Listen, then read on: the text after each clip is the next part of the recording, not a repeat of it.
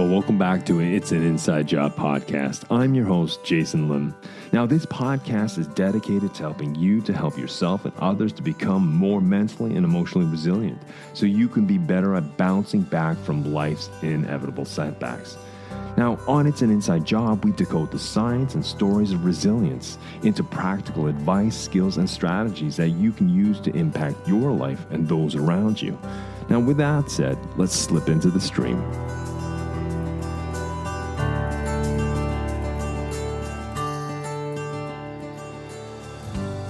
Well, welcome back to the podcast, It's an Inside Job, where we delve into the stories and the strategies and the skills that explores the mental and emotional skills that we can all strengthen.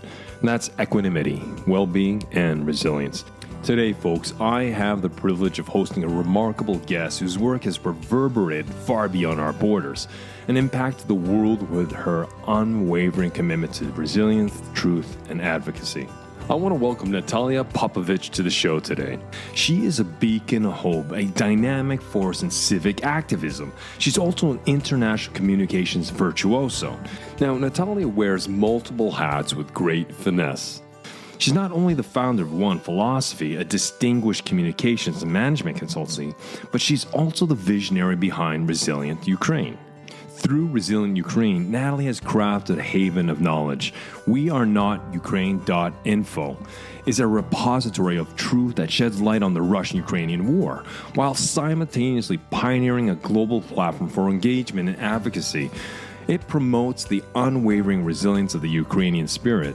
Now, Natalia's influence extends far beyond her entrepreneurial ventures. She serves as a vital cog in the Ukrainian Institute's board and is an indispensable member of the steering committee of B4Ukraine. But her achievements don't stop there.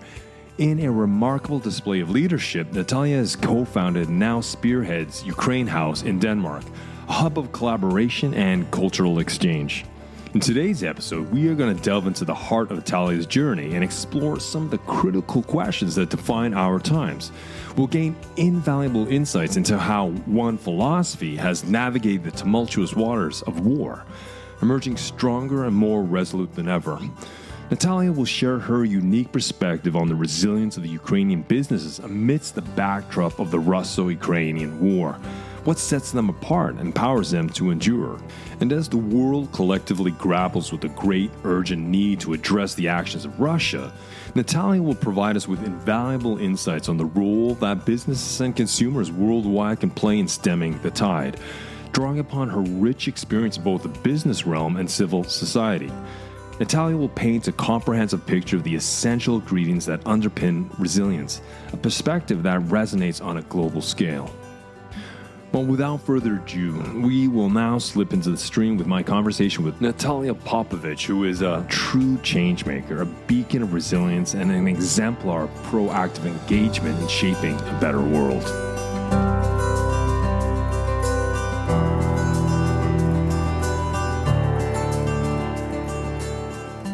Well, good morning, Natalia. Thank you very much for spending some time with me on It's an Inside Job. It took us a little time back and forth to find this time, but we found it. So thank you for joining me.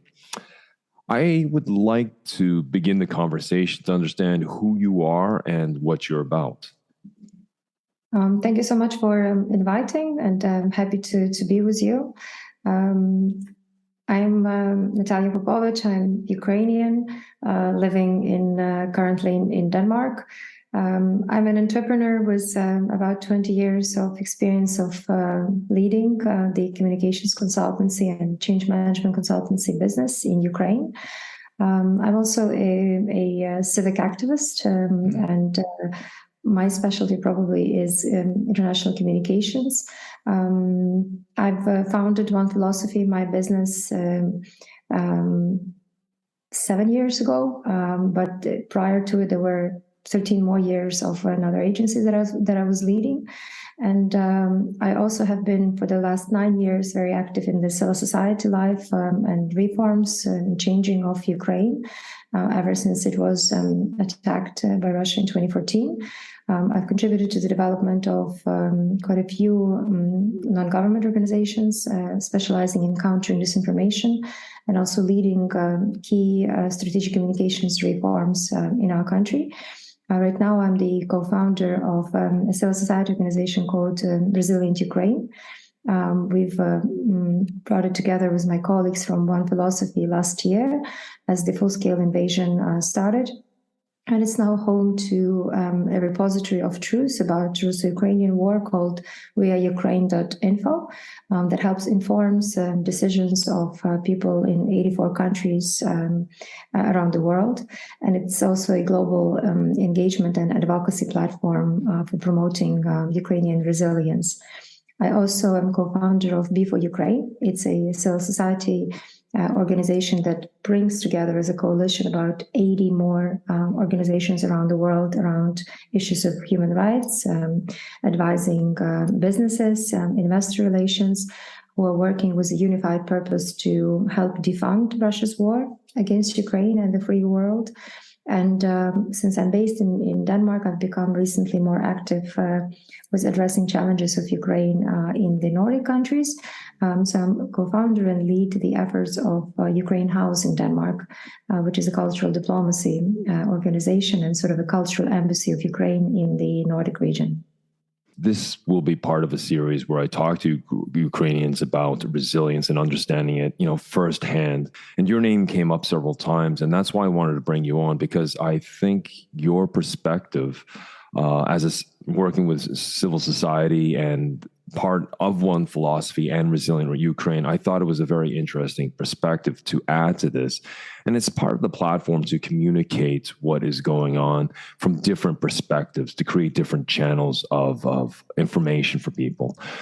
How was the development from One Philosophy to Resilient Ukraine? I mean, what was the evolution?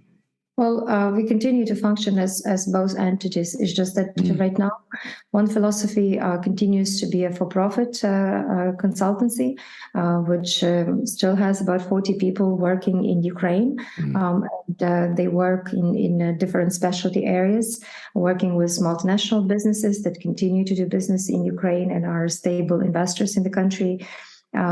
This is done by the agency called Beat Agency as part of One Philosophy. They work with MasterCard and McDonald's and FMC and many other companies that show consistent commitment to the Ukrainian market. We have an agency called One Health, which focuses completely on building the entire area of public health and health in Ukraine overall, all throughout the war, including.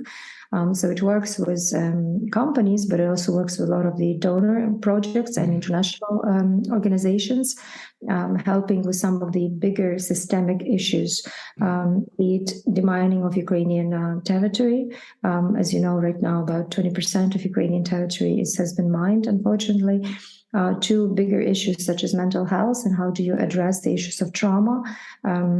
Before the war, we would be working with overall issues of destigmatizing the issues of mental health in Ukraine, but now we're focusing on how we can help the entire nation to get through this terrible trauma of war and of sexual violence and overall violence of war, those issues to be addressed, as well as to build new services. So it's not only communicating, but it's actually creating new services of caring for the people, because millions of people in Ukraine, especially elderly and representing vulnerable populations, they are in the most difficult situation right now. So we're doing that.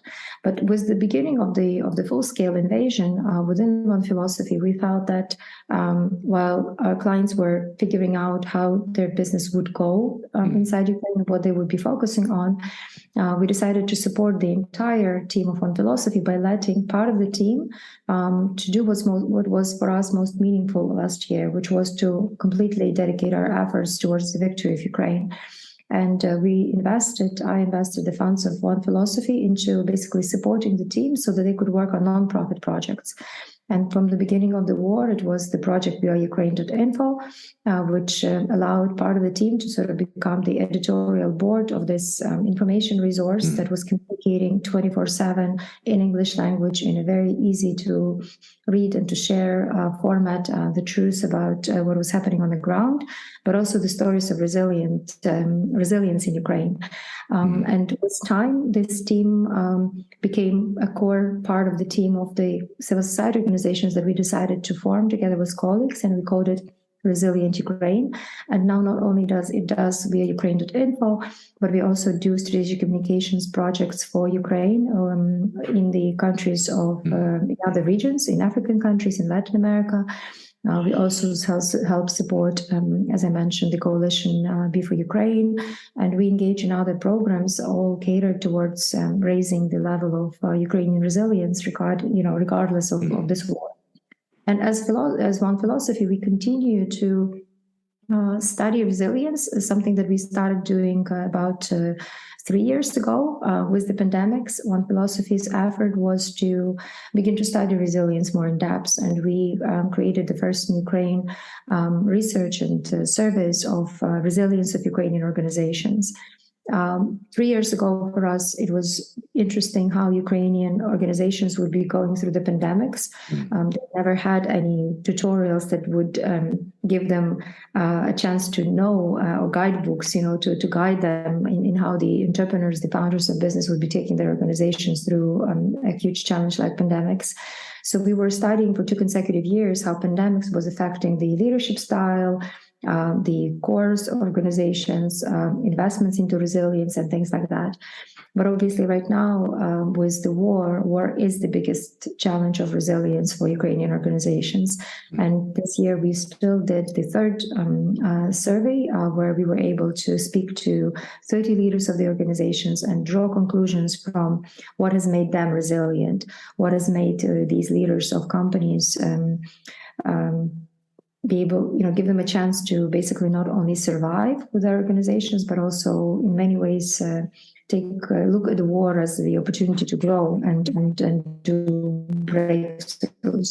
If I may ask you then, if I'd like to discover what the conclusions and the outcomes you've in your studies of resilience, but I'd like to understand more about how has one philosophy sort of weathered the storm of this war? I mean, what has it learned about itself as an organization? I'd like to start there and then expand to what you've learned as an organization from other people you've worked with. Yeah, I think it was the beginning of the full-scale invasion. I think we even more centered ourselves around our purpose. So I felt like even before the beginning of the war, we were already a very much purpose-driven organization, whereas we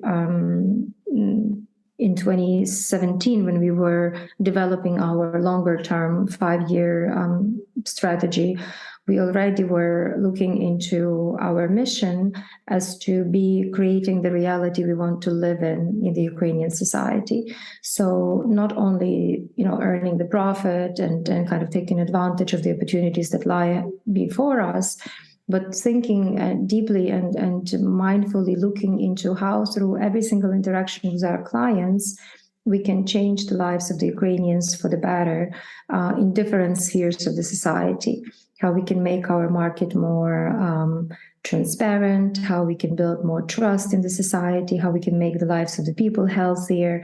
So how through the work of our clients who touch the millions of consumers and millions of clients in Ukraine, we can actually improve ourselves. And this was our kind of bigger mission. So every single client assignment was already perceived by us through that prism. And there would be naturally also a lot of clients to whom we would have to say no based on that strategy and on that mission. So ever since 2014, for example, we as One Philosophy did not have any interests, partners, suppliers, or contacts with Russia, because we made the decision that even though there could have been lucrative contracts of working with this market, but since they attacked Ukraine and since to us this was already the breach of international law, we for ourselves decided, no, we're not going to have any business dealings with this market. And consistently all throughout the years, we would be saying no to business requests from Russia. We would also not be representing those types of Ukrainian clients whom we felt were not ethical players or players who would not be putting longer-term Ukrainian interests at heart and using Ukraine just as an asset in their business dealings. So naturally, we would not have clients among oligarchs, or among companies who we felt were not not contributing to the development of the Ukrainian society. So this was before.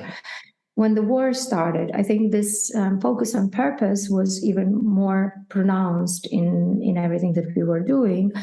And we've kept all of the filters in place. And then also as I said, we felt that sustaining the team was most precious for us.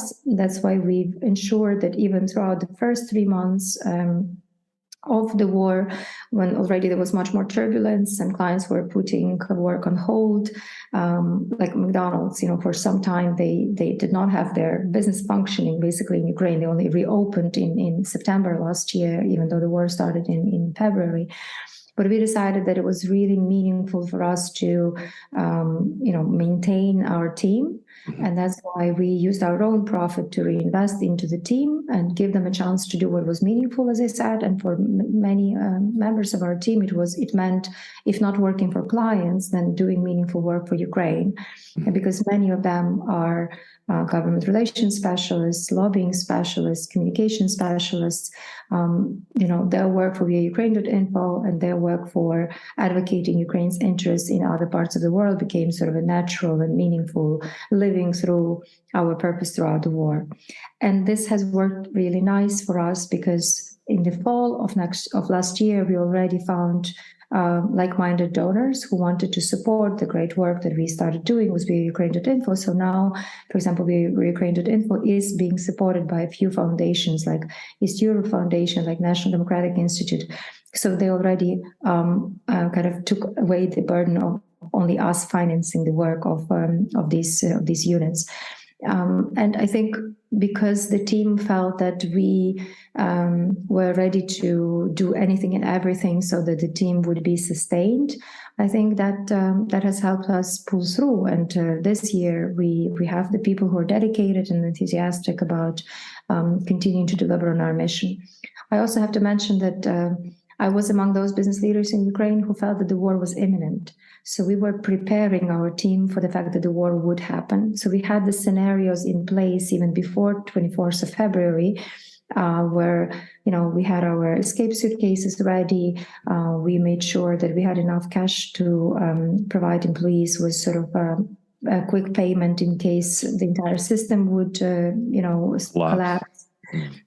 We also rented a place in Western Ukraine where we knew if the team had to evacuate from Kyiv, because majority were located in Kyiv, that they could go to and spend a few days or stay for longer in case they needed to regroup and to figure out what to do next.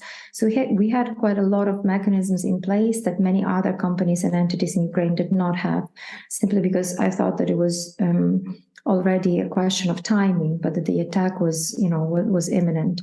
And I think that also probably built more support and understanding from the team that we knew this was coming and we had an approach and we would be acting in the best interest of the team and Ukraine overall, regardless of what happens, and that we will stick to our strategy. And this is what we did. So we continue to pay taxes in Ukraine. We continue to support the team. We continue to grow with our clients, and continue to basically stick to the mission, which is to help Ukraine now be resilient throughout the war, and to ensure that when recovery is possible, that recovery is best possible for Ukraine, so that we grow a greener, a prosperous, a better Ukraine. And here I actually base a lot of my hope on. It is very unfortunate that there are millions of Ukrainians who had to leave Ukraine because of the atrocities and the brutality of this horrible war. But I hope that those who will return, they will bring the best of the societies they're able to observe while they're temporarily not at home. So I sincerely hope that we will also be this entity, this agency that will help them to reflect and implement their experience to the best of their ability back in Ukraine. So when it comes to one philosophy, if I just sort of rewind and replay here, what I hear is the resilience that you guys as an organization was you had a clear purpose and clear values. And in the chaos that this war brought and to the society, you were able to fall back on that. And having that was also that a stable foundation that gave you equanimity. Also, what I hear is you said there's a focus, a huge focus on sustaining the team. And that was to find meaningful ways they could invest their efforts and their actions through foundations or what have you. What I also hear is that your organization has one philosophy, and please correct me if I'm wrong, Natalia, is that part of what I hear is values. Maybe you haven't spoken to or articulated this so much, but change is part of what you guys are used to, and understanding change means that a part of your focus is forecasting that things that could potentially happen, such as this war, allowing you to put mechanisms into place, such as having cash, having some sort of place they could retreat back to the west of Ukraine, what have you, and the number of other various mechanisms you have in place. That is what contributed to the resilience of your organization, but also to the mental health and well-being of your people, to the extent you could as leader. Is that what I understand? Absolutely. I think this is a great way to put it. I would also add to that later on we saw similar reliance on values and on purpose and on working with the team, not as much even leading the team, but working with the team, that we heard also in the responses of the leaders that we've spoken to as part of the resilience survey that we did.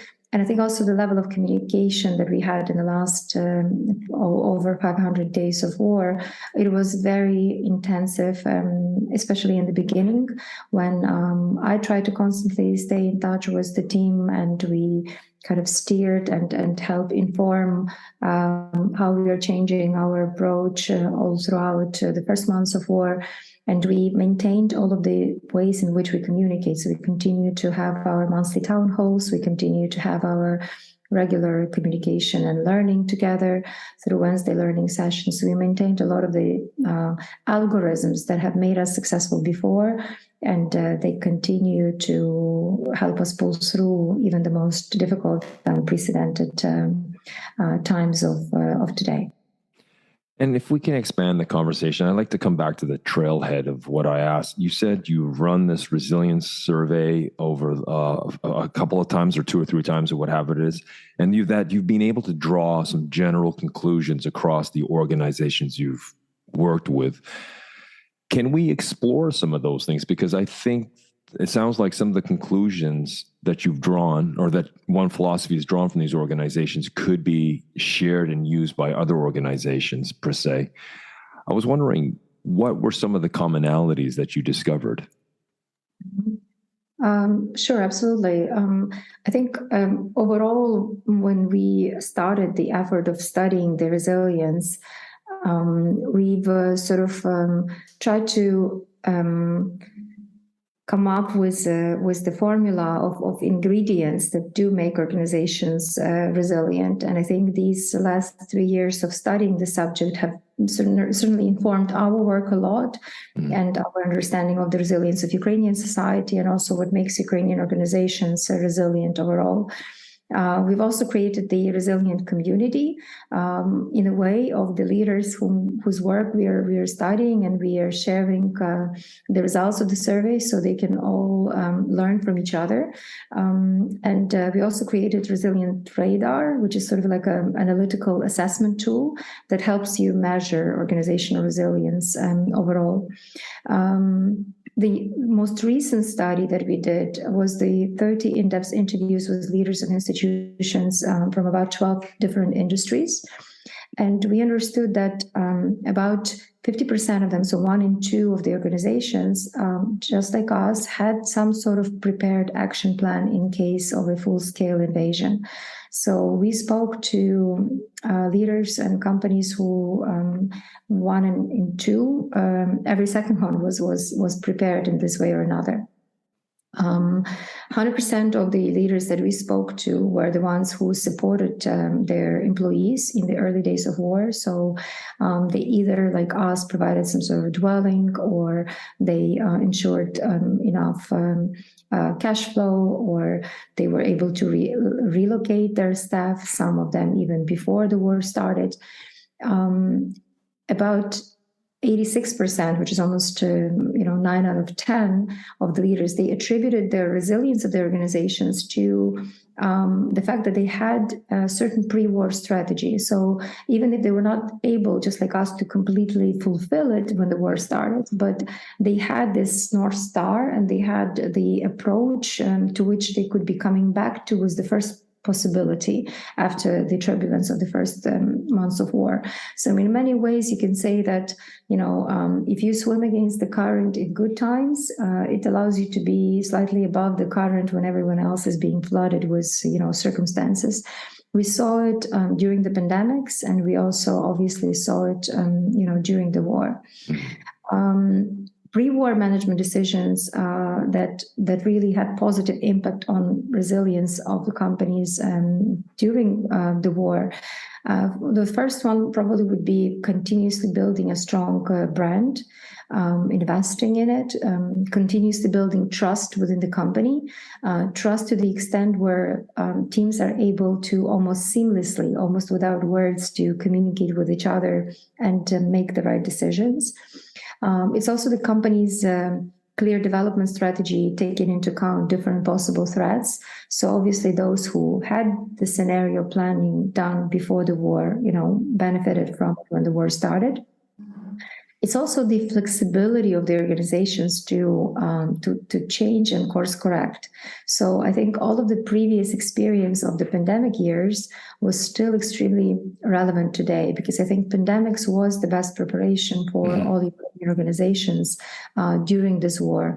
All of the digitalization that took place, the fact that we can, sign documents, process payments, do transactions digitally and online, that our people already know how to work from different locations remotely, but still maintaining the sense of great team. That is absolutely critical.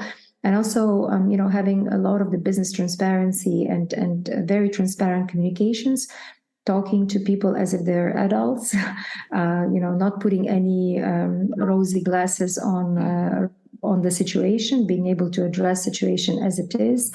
That's something that all said was extremely, valuable for them. And then I think this flexibility was very, very important. Also, about half and half said that it was very important that their companies, even though they, half of the organizations, they sustained financial losses since the war began, because obviously the hyperinflation, the losses of the Ukrainian market. But even last year, towards the end of last year, about, again, every second of the company that we were surveying said that they were reporting some profit increase. So these leadership practices, they were really useful in not just living through the storm, but actually being a little bit more successful as you can get during this. And we also determined sort of top 5 leadership practices for this resilience.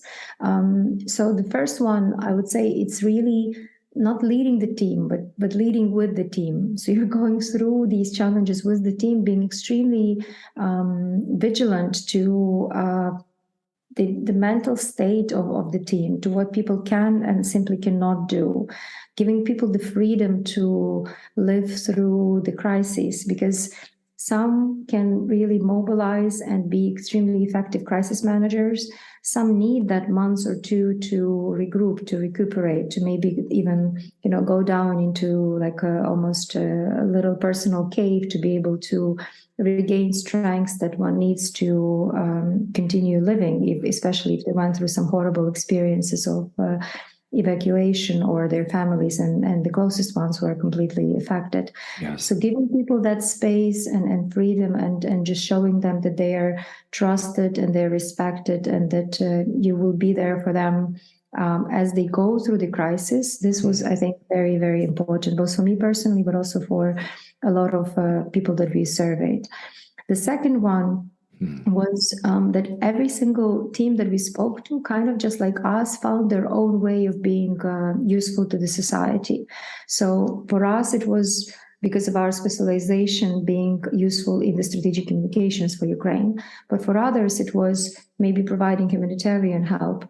Maybe for the agrarian company, it was ensuring that that they, have enough protection for those who will have to be still, doing the harvesting or doing their jobs. For those involved in logistics, it was ensuring that pharmacies continue to work and people get, medical supplies that they need, even in territories that are already under the risk. So everyone has decided in the business that what was at the time being most useful to the society, to the victory, and just letting the people do that. And this was, their way of staying afloat. The third one, as a leadership practice, it was this constant that as soon as leaders were able to kind of raise above their head from the kind of routine crisis management, which everyone was very much engaged in the first months of war, it was again coming back to this function and very important role of every leader of trying to picture more scenarios. When do we think this war will end? How will this end? How do we define as a team within this society? How do we define the victory? What does victory means to us? Last year, when I gathered One Philosophy's team in July in Lviv, in my hometown, this was the first question that we asked when we got together. How do we assess the situation? Do we think the worst has happened or not? And how do we define the victory? How long do we think that the victory will take place? So getting everybody on the same page, on the same understanding of where we are and what will it get us to get to the result we want is extremely important. So coming back to that scenario planning was extremely important. I can give you an example. I spoke to the head of Ukrainian Railways, CEO of Ukrainian Railways at the time, and he said all of the scenarios that they tried to work through with the team were completely scary, because these were the scenarios of even worse things happening than already have happened as of, let's say, summer last year. But as soon as they had the actual algorithm for every worst outcome that they could imagine, all of a sudden for the team, it became much more manageable. So they pictured what does it mean to have Russia attack also from the north through Belarus? I mean, not just in the east and south of Ukraine, but all throughout. What does it mean if they do blow up Zaporizhia electrical station? Who will be on the receiving end? How people will be disinfected? Where will they be taking them? So horrible, all of the horrible scenarios. But as soon as you have an algorithm of how you're going to be dealing with the worst outcome, somehow it becomes much more manageable. The fourth one is living in reality, which you cannot change. You just have to accept it, but also not giving up on the big dreams. So for every business, it meant something different. But essentially, it was recognizing that maybe this month or this quarter, you're not at your targets where you wanted to be. But at the same time, do you want to give up on your larger plan, which you maybe had, a few years ago? No, you just reroute the route to how to get there, because obviously every war opens new opportunities in case the people within the teams are competent and motivated and know how they can address new rising needs of the society. Yes. There are so many, there are companies who were doing agriculture, but then now they're also kind of crediting associations for smaller farmers. There are companies who used to be medical supplies, medical devices suppliers, who now become investors into creating of new medical, devices, because they're so necessary to address the growing need of the, traumatized veterans and etc. We used to focus much more on communications and capacity building, but now we're also in the business of actually providing services for the seniors and the vulnerable in order for them to have social and medical care that they need when they not necessarily can be cared for by their families or those who have left Ukraine. So every company found a different way to address this. And then the final one, I think, which was very completely not surprising for me, but I felt like the level of responsibility for that has raised tremendously with the war, was that all of us feel the responsibility for the country and for its future in ways in which it's sort of, you don't delegate it to anybody else. You don't expect somebody else to do it for you. You sort of accept that it is in your hands. And I can tell you that even 3 years ago, we already saw the trend towards it, simply because when the pandemics closed down the borders, many more of the Ukrainian businesses understood that even if maybe they have decided before to, let's say, optimize their taxes, pay them elsewhere, not necessarily rely on within the country systems of healthcare, education, or other things that they could be doing abroad, but now they were limited to Ukraine because of pandemics. For them, it became important to actually be more responsible for the state in which you're making your profits. So many more have focused their investments on hospitals and on schools and on social organizations and on raising the standard of living within the country, because they all of a sudden began actually living in the country. Now, with the war, I think it comes from slightly different motivation. It's more responsibility for the place where you earn, where you live.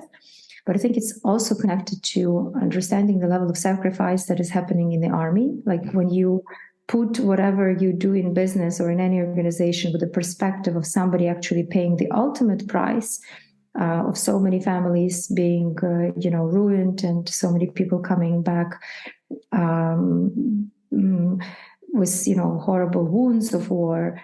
I think there is even more feeling of responsibility that people who can do business, who can fulfill still their talents in other ways, that it puts more responsibility on them, and they accept it, and they're willingly accepting it. So many that we felt spoke about, okay, the army is doing it on the military front, but we are trying to do it on the economic front. So we are paying taxes, we are paying our employees, we are responsible for the livelihoods of people.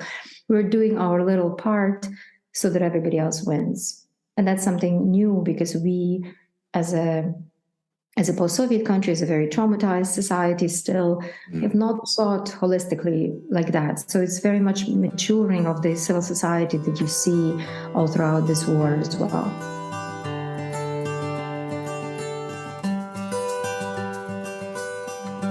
In the ever-evolving landscape of resilience, the shadow of war looms large as the most formidable challenge faced by Ukrainian organizations. Over the course of 3 years, a relentless pursuit of understanding has driven Natalia Popovych and her team to explore the bedrock of resilience among these organizations. At the heart of this journey is one philosophy, which unearthed the true essence of resilience by rekindling the flame of core values and purpose. This introspective process ignited a quest to make the market more transparent, to foster trust, and to enhance societal well-being. Their approach resonates with their choice of ethical clients who champion the betterment of Ukrainian society. In their dedication to sustain their team, one philosophy harnessed profits to reinvest in their employees, allowing them to align their work with personal passions. Now, sensing the looming specter of war, Natalia and her team meticulously prepared for the inevitable, assembling contingency plans, escape strategies, and financial buffers to secure the welfare of their employees.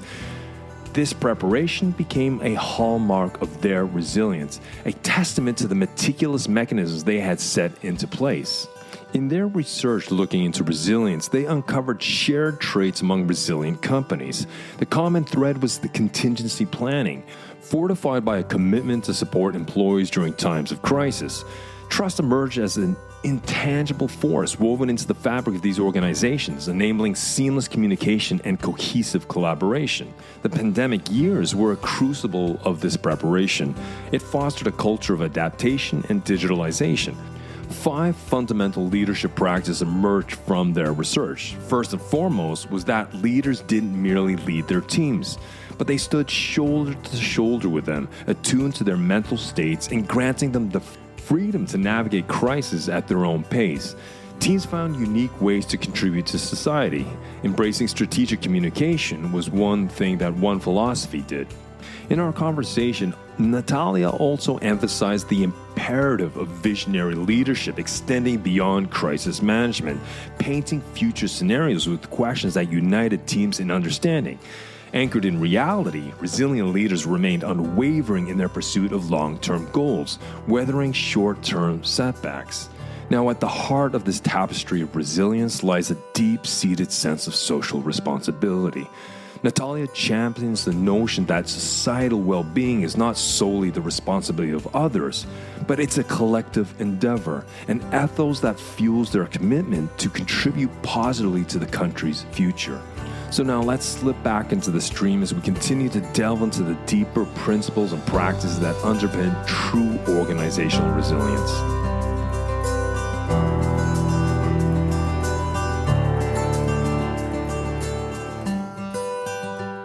Brought to life for Ukrainians in terms of leading with the team. And as I mentioned, communication was such an important aspect from it. Of course, I think a lot of Ukrainian CEOs and leaders of organizations were drawing the inspiration from President Zelensky. He had this format of like daily video address to the nation. So he was given it basically from his workplace as it is, in a way in which you can see the leader who is tired, frustrated, or some of the negotiations did not go as well as he expected, or on the other hand, there is some hope on the horizon because there is a new opportunity that emerged. And in this particular way, every leader, I think, found their own ways of communicating with their teams. Some have created Telegram channels, some have done also video recordings almost on a daily basis, but they try to maintain that touch and sort of share the reality as it was changing with the people. So it was very, very much, important. And you're absolutely right. I think it's just so critical that we saw giving space to people also in making the decisions. And I think we see a lot of that also as a successful strategy, for example, within the Ukrainian army, where we all aspire to the example of our head of the army, Valery Zaluzhny. But you have to understand that it's not just him leading; it's him giving others to lead. So he very much relies on decision making in places, and this is what makes Ukrainian army so resilient vis-a-vis very much command control and vertical decision-making in the army of our adversary. So I think it's giving this freedom for people to make the best of decisions, also gives them a chance to live up and be the best versions of themselves, even under the most difficult of circumstances. And in terms of importance of scenario planning, just an example of how critical it can be. For some of the companies, it was really about preserving their ability to stay as a company. SkyUp is an example of a aviation business, and obviously the airspace is closed around Ukraine. So imagine if they did not have the scenario planning done before the war. They did, and that's why they felt the war is imminent. They took all of their planes outside of Ukraine and stationed them in countries in the Ukrainian neighborhood, which allowed them to keep their fleet, which now they lease. Now they have an entity in Europe. Now they continue to have the business, contribute to Ukrainian taxes, and evolve and see other opportunities. But imagine if they did not do it, if they did not do that scenario planning of war, they would be all grounded. Maybe their planes would be bombed out because, Russia targeted all of the airports, obviously, and all of the objects of aviation infrastructure. So they may not have had a business by now if they did not do this successful scenario planning, which allowed them to actually become a global business even. During the war, so these resilient leadership lessons, I believe, are extremely important, and there is a lot of learning for others in them. Even though we don't wish anyone to go through the experience of war, obviously. I think what you said there, just to come back to it, I think the idea of central command, decentralized control, sort of central command, where they talk about the what of the mission and why, the reasons of the purpose or the project or what have you. But decentralized controls comes down to the how implementations. It's the ability to trust, and as you said, to have that transparency with your team to make the decisions, because sometimes centralized command may get cut off and you as a team might need to make controls. But if you know the what and why of what you need to do, of the objective, then you can rely on yourself, and you have that trust within the team and the knowledge, the experience, and the competence to deliver on that. So decentralized control is very important. I'd like just to come back to something you said. You said, it's for SkyOp, I think you called the company, the ability to plan for change, to have contingency plans. And sometimes a lot of companies do have contingency plans, and they think about it, but sometimes they become so enamored, so connected to their plan that it becomes the plan. How important is to have the flexibility and the adaptability of mindset to change the plan? Because I sometimes see that people get so fixated on, okay, this is the plan, we've discussed it, we've walked through every scenario, we have to keep to this. But sometimes the landscape changes. How important is to have flexibility in planning when you're talking about resilient organizations? I think it's extremely important. It's actually definitely one of the two key pillars of the kind of 6 components of resilience that we always advise companies on. Is one hand is the ability to innovate. Obviously, everyone wants to have an innovation that gives you sort of the edge in terms of future thinking and future services and products you can create as a company. But the second most important thing is your ability to actually adapt to the innovation, right? To adapt to the new scenario that you're implementing across the board. So I think a lot of organizations were going through this task of being adaptable enough as the circumstances were, changing all throughout, throughout the time. When we spoke, for example, to one of the largest medical supplies distribution company in Ukraine, they told us that all of these elements actually played importance for them. So first, they gathered the team and they were able to face the reality as it was, figure out who stays, who does not have a mental capacity right now to work for the business, but simply wants to, save their families, and that's fine too. But as soon as they determined sort of the core team that felt it was so important to continue to deliver medical supplies to even the cities that were beginning to be occupied or temporarily occupied by Russia, they felt they need to completely change what has to be within those medical supplies. So they had to take away sort of the things that were not relevant anymore in their product range, and ensure that they had enough of the things that were super necessary, as there would be different types of patients, different types of wounds that would appear, with the war. And that they were able to completely change and adapt that. And also, this is also the company that now is saying that, well, the war is certainly, unfortunately, opening up these new opportunities. For example, in Ukraine, just as an example, we even don't have a specialty such as prosthetics technician, but limb prosthetics is extremely important function right now. We have 5 specialists in the country that can do this, and the need is hundreds of thousands of people who will need that. So we need to look more closely which are some of the areas where we've been so much more dependent on the supplies of others, and start working on new offerings to fill in these niches. And this is where the new investment strategies of many of these leaders will lie. So I think all of the things that people see throughout the war, they certainly can become, in the eyes of a very dedicated and competent and driven team, opportunities for them to tackle on.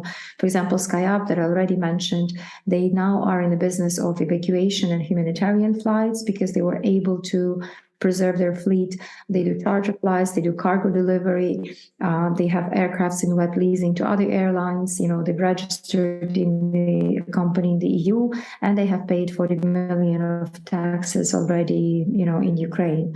So it's a significant contribution of such company staying resilient and being able to do their business, basically. So earlier you spoke about sort of the 5 leadership practices of resilience that your company has learned through your research.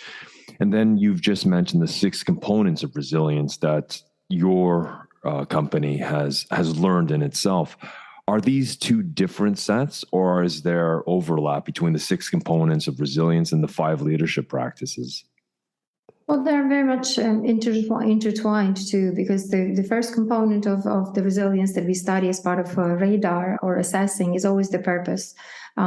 This is first and foremost most important, because if the leader and the team are aligned and are around the purpose that is very meaningful to the entirety of the organization, rarely there is anything that can stop them from enacting the rest of the components, right?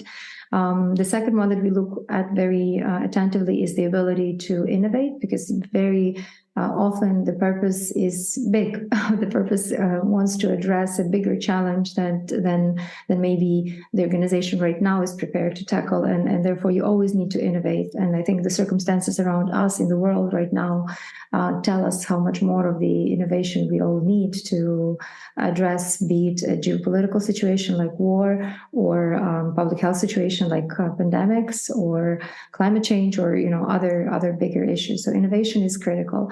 The third one is, as I mentioned, this ability to adapt to implementing innovation, because one thing is to have great ideas, and the other one is to actually be able to turn around the entirety of your organization to deliver on it. And then others are within the other 3 components are within the sphere of the strengths of your brand, which already overlaps also with the resilience of the organizations.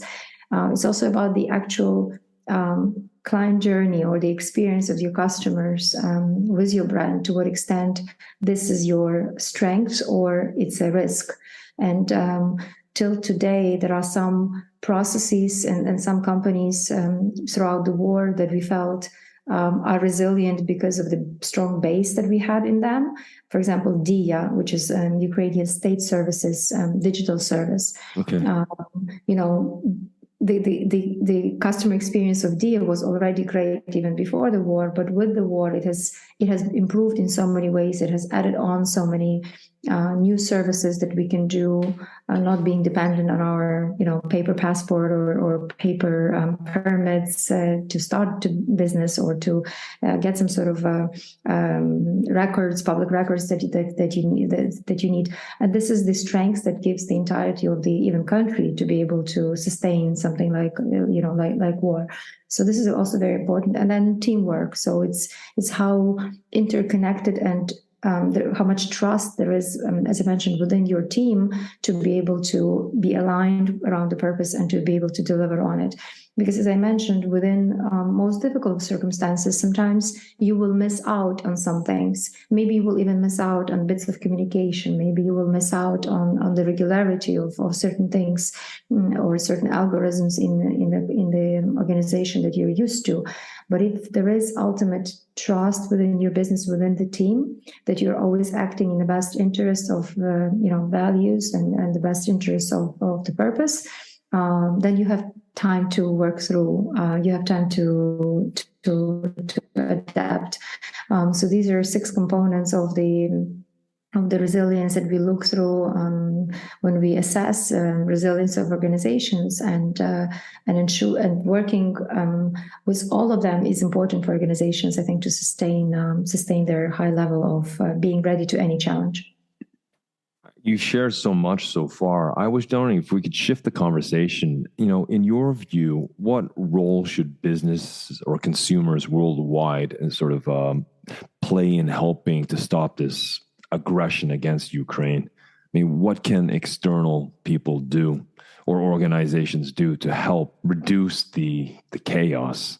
Yeah, well, I think this also lies actually not in sort of others giving the service to Ukraine in many ways. I think it's also actually the answer to your question lies in the resilience of consumers worldwide to being able to create better reality around them. Because I think what makes Ukrainian society resilient so far is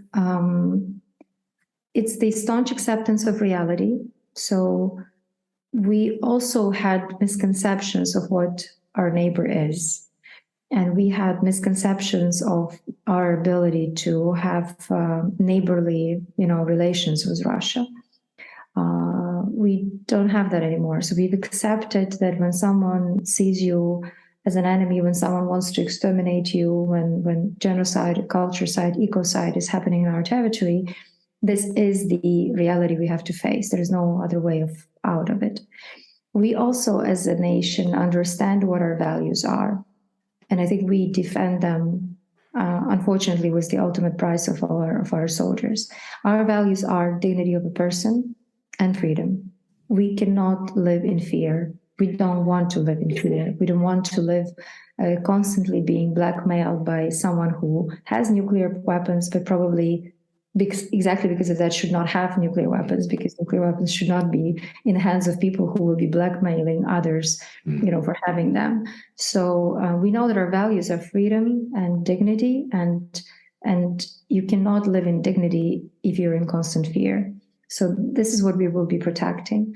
And then around that, we are resilient because we stand in solidarity. So right now you see Ukrainian nation being very much unified in working for victory.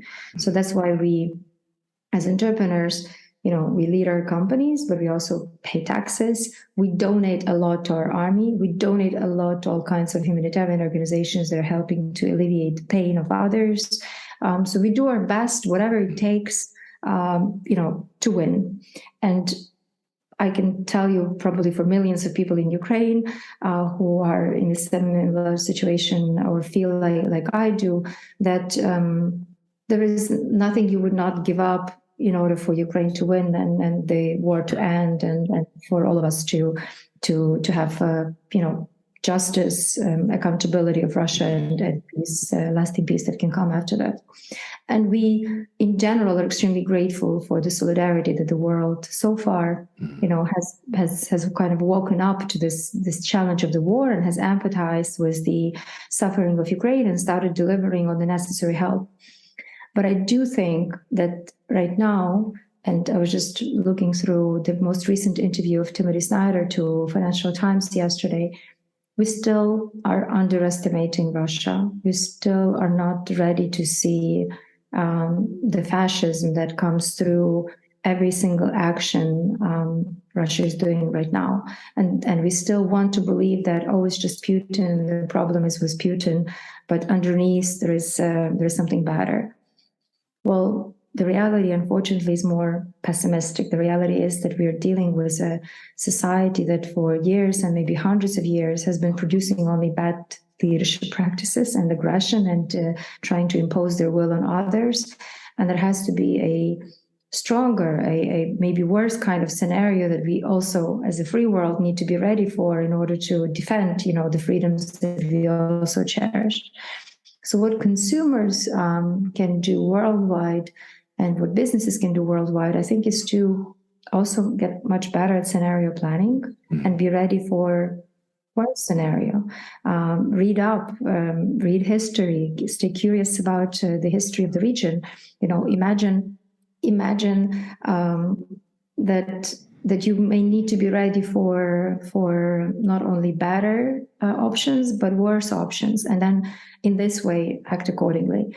From the Be for Ukraine coalition standpoint, As you know, there were a lot of companies, because there's a military front, obviously, which we have seen unfold its brutality, aggression, raping, prosecuting, killing, looting against Ukraine for over 500 days now.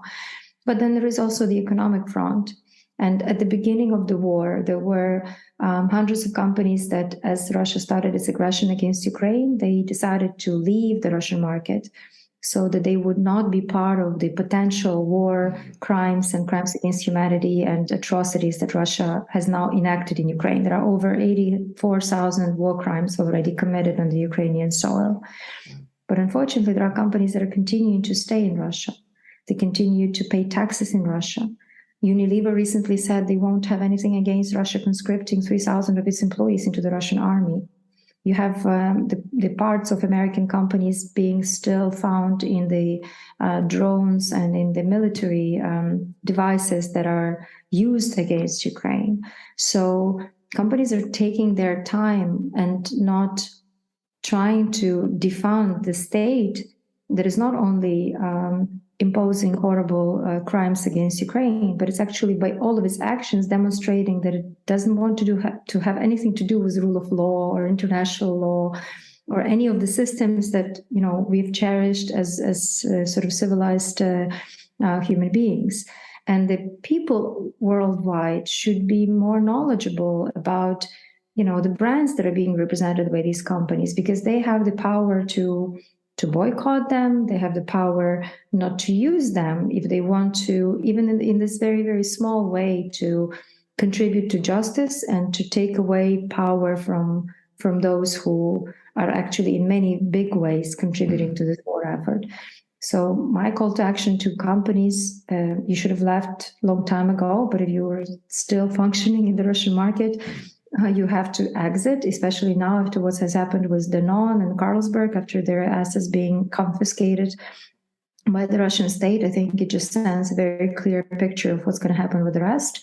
And the consumers, if you see a brand that has been behaving so irresponsibly, that has been only focusing on profits and on increasing their market share in a country that is doing these war atrocities, probably you can find a better alternative. Probably you can find a chocolate or a biscuit or an ice cream or a shampoo of a more ethical business that actually cares for the future of the planet. If we don't want the planet to look like Russia right now, if we don't want the entire world to be consumed by this lack of respect for dignity and freedom. I think it's what you said when at the top of this conversation, Natalie, with one philosophy: you only work with ethical companies, that have their heads screwed on right. I have the fortune of living in Oslo, Norway, as a Canadian. And the Norwegians, in a sense, have been boycotting a certain chocolate that's owned by a big American multinational. Just because of that, right? Because they haven't pulled out. But recently I've read that this company is going to be pulling out by the end of the year and such. So I agree with you. That's where we can focus as individuals to help contribute, to take some sort of ownership. Because at the end of the day, there are, as you said, there are certain stark realities we've woken up to, such as Finland and Sweden being neutral for the longest time. I thought, okay, you know what? We need to stop listening to the words. We need to start looking at the actions, because the actions actually dictate the mindset of individuals, organizations, or nation states. And so I agree with you there. Natalie, I am very appreciative of your time, being very generous. I was wondering, as we come to a close in our conversation, is there any last advice or suggestions you would like to leave with my listeners today? Well, probably for the ending, I would just urge all of us to continue and try and think long term. So not try to find quick solutions to long-term problems or to find very simple solutions to very complex problems. The threat that Russia is posing right now for the humankind is a very serious one. It's a grave one. And I think we need to be treating this Russo-Ukrainian war, but actually a much more global war that Russia started a long time ago, as the very big threat it is, as if the future of humankind was being decided only 1.5, 2 hours flights away from almost any European capital.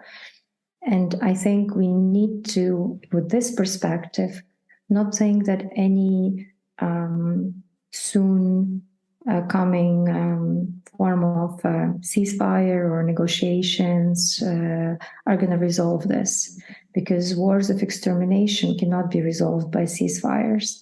We can only aim for lasting peace. We can only aim for lasting outcome, and that has to come from victory, that has to come from justice and accountability, because especially you, with your experience in mental health, you know that none of the closure, none of the dealing with trauma is ever possible if justice has not occurred.